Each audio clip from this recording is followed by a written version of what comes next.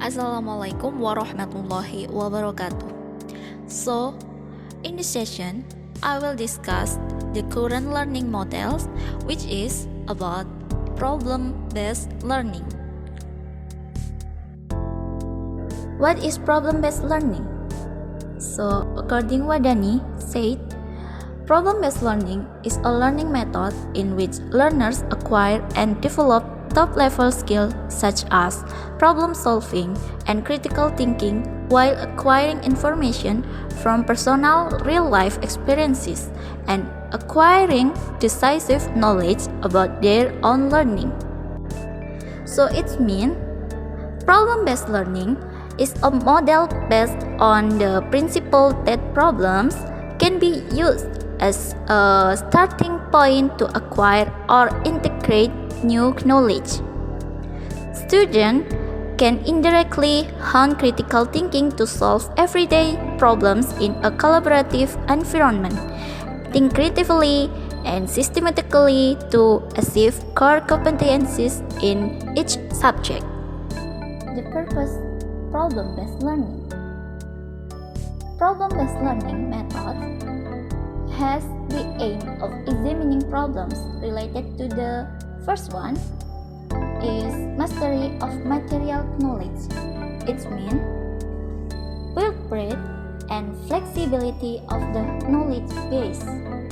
So students are motivated to expand their basic knowledge by solving problems. And students would take part in problem-based learning activities can achieve the broadest knowledge related to the learning topics contained in the case. And then the second one is problem solving skills. It means developing the effectiveness of problem solving skills.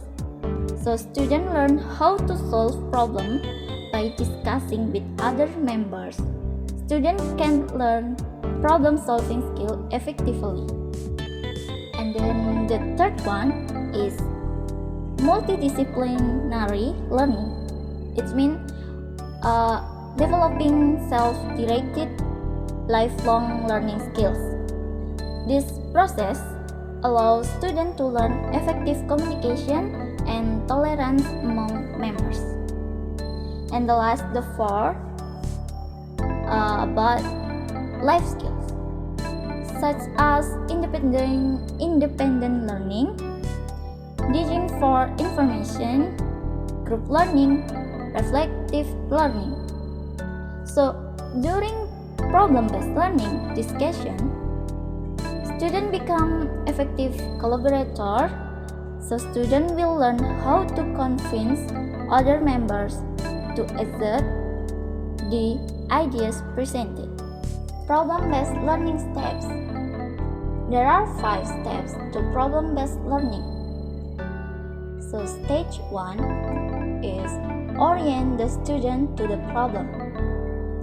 This stage explains the learning objectives, the logistics needed, motivate students to be actively involved in the selected problem-solving activities. And next, stage 2, organizing students to learn. In this stage, helping students to limit and organize learning tasks related to the problem at hand.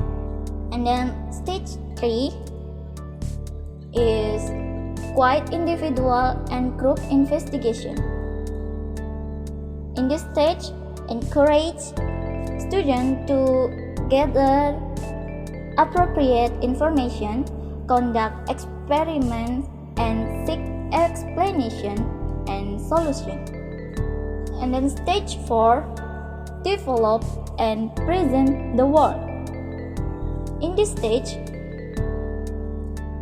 help students plan and prepare appropriate work such as reports, videos, and models, and help them share assignments with friends.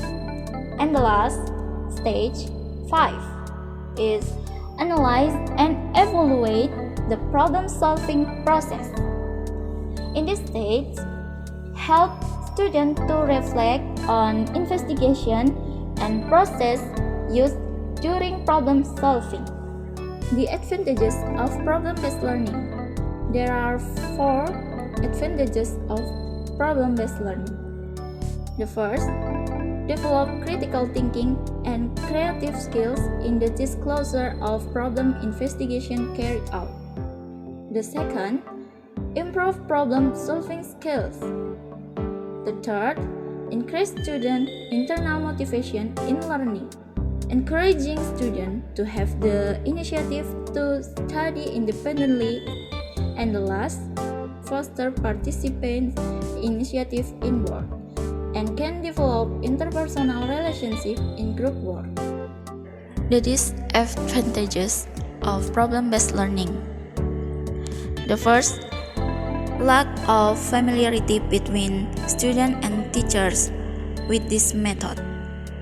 So students and teachers are still carried away by the habit of conventional methods. The provision of material occurs in one direction, or teacher-centered learning. The second, lack of study time. The problem-based learning process sometimes takes longer. Students sometimes need time to deal with a given problem, meanwhile the implementation time of problem-based learning must be adjusted to the curriculum load. The third, students cannot really know what may be important for them to learn, especially in a domain in which they have no prior experience. And the last, requires a lot of planning and hard work on the part of the lecturer. It may be difficult at first for the teacher to let go of control and become a facilitator, encouraging students to ask the right question rather than providing them with solution.